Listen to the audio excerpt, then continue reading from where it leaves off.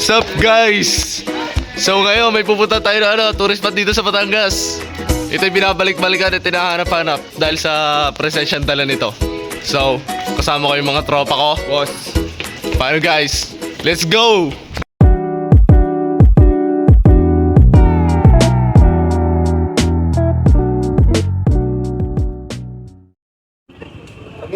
So, we're now here at the National Shrine of Saint Padre Pio.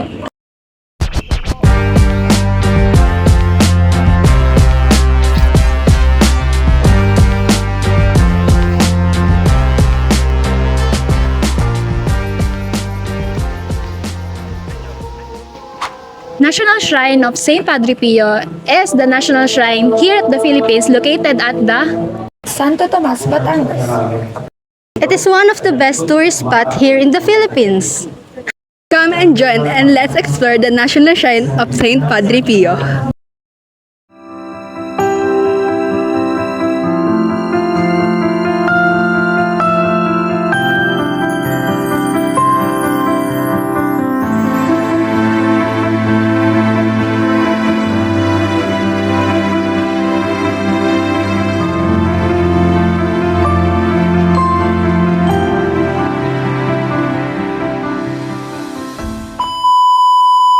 So ngayon guys, pupunta tayo sa isang lugar dito sa Saint Padre Pio Na na talagang pinupuntahan ng mga maraming tao.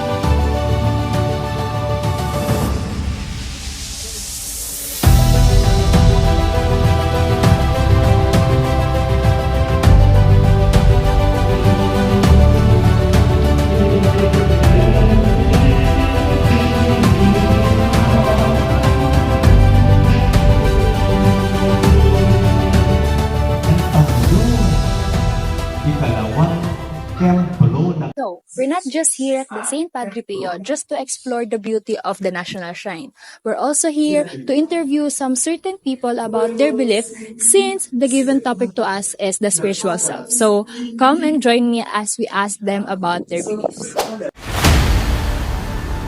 Okay po, so ma'am, what is your name po muna? I'm Maricel D. Reyes, Okay po, taga saan po sila? Valenzuela. And as we all know po is nandito po tayo sa Santo Tomas, Batangas. So medyo may kalayuan. So ano po yung nag-push sa inyo para po pumunta sa National Shrine na ito kahit ganong kalayo siya? Actually kasi meron kaming pilgrimage, pang 6 na simbahan na to na pinuntahan ng parish namin. Okay. Okay po. So, ang pangalan po ng parish ay Saint Padre Pio. So, ano po yung impact sa inyo, sa life nyo ni Saint Padre Pio para mahikayat kayo na pumunta dito kahit ganon kalayo? Ano po yung sa palagay nyo is naitulong ni Saint Padre Pio sa life nyo?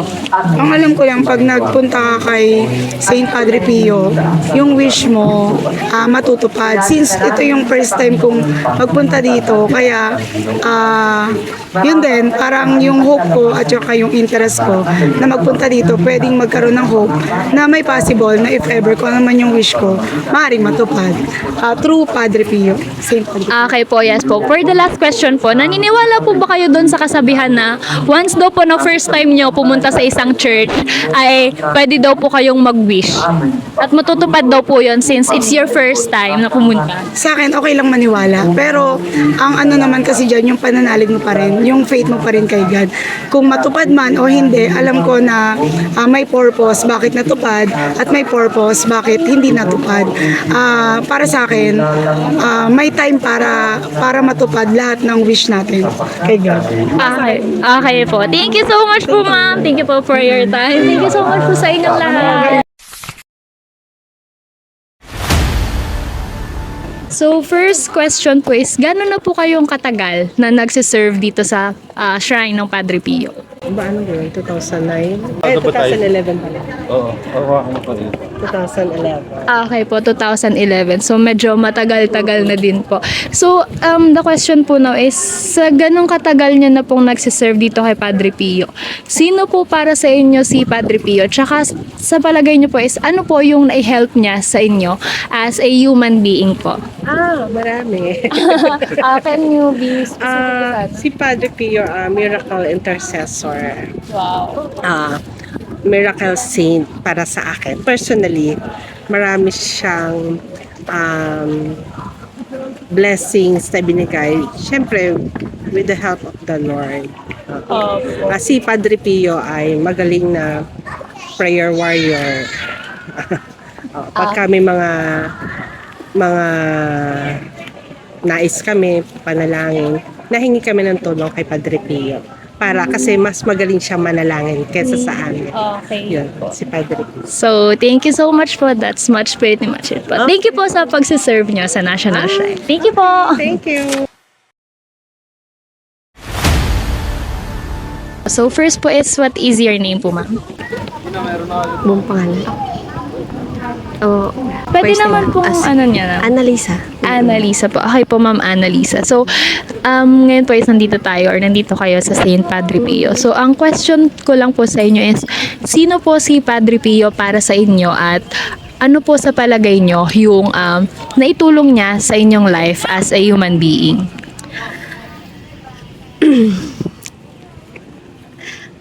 Yung natulong naman niya sa akin,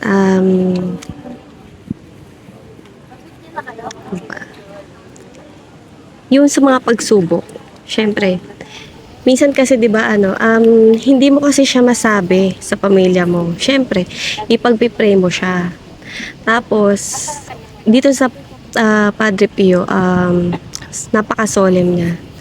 Pag pray ka sa kanya, then naiyak mo siya, tapos gagaan na yung pakiramdam mo.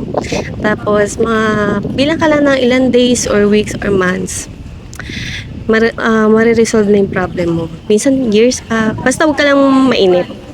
Yun, patience lang. Okay po. So, yun po ang nai-help sa inyo ni Padre Pio. Okay. Thank you so much po, Ma'am. That's pretty much it po.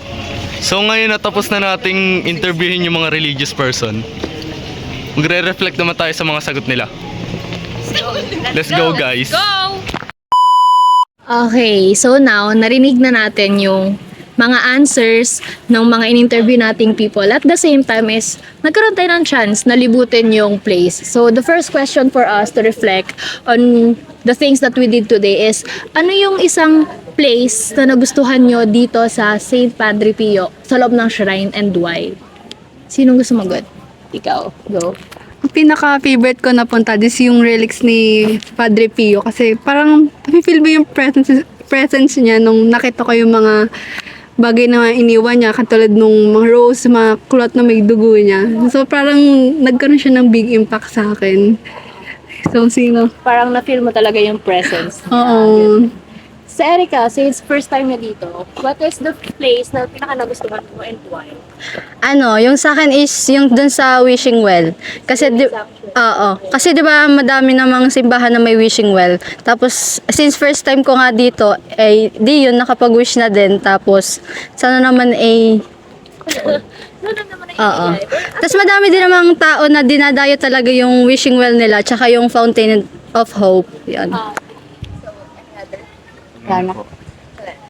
Okay, so proceed tayo sa next question. For the next question is, doon sa mga in-interview natin, sino yung answers or kanino yung answer na pinaka nagustuhan nyo? So, I'll go first. Para sa akin, the best answer is yung sagot ng mga servers. Yung last ata nating in-interview, yung mga servers. Why? Kasi I like the term na ginamit ni sister, yung prayer warrior. Kumbaga parang ganon kalakas yung impact or ganon grabe yung dating ni Padre Pio sa life niya for her to call Padre Pio as a prayer warrior. Kumbaga grabe yung pananalig niya at that makikita mo talaga na yung belief niya in that way kung paano niya ipakilala sa atin, kung paano niya sinagot yung question ko regarding kay Padre Pio. So, sino pa sa inyo or kanino yung questions or kaninong answer yung pinaka nagustuhan niyo at nakapulot kayo ng lesson at the same time?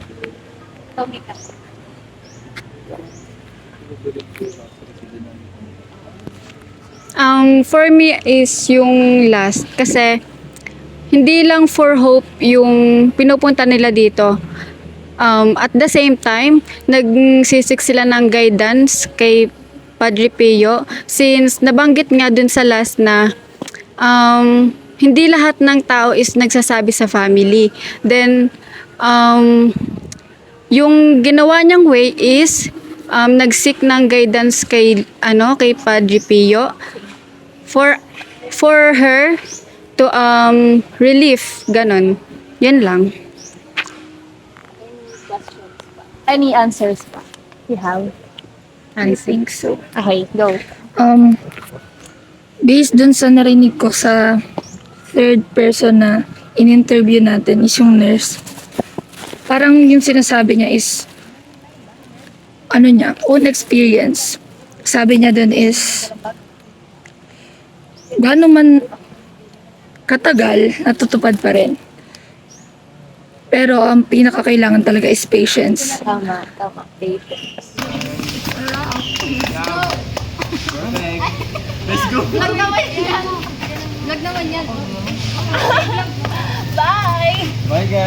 Bye guys!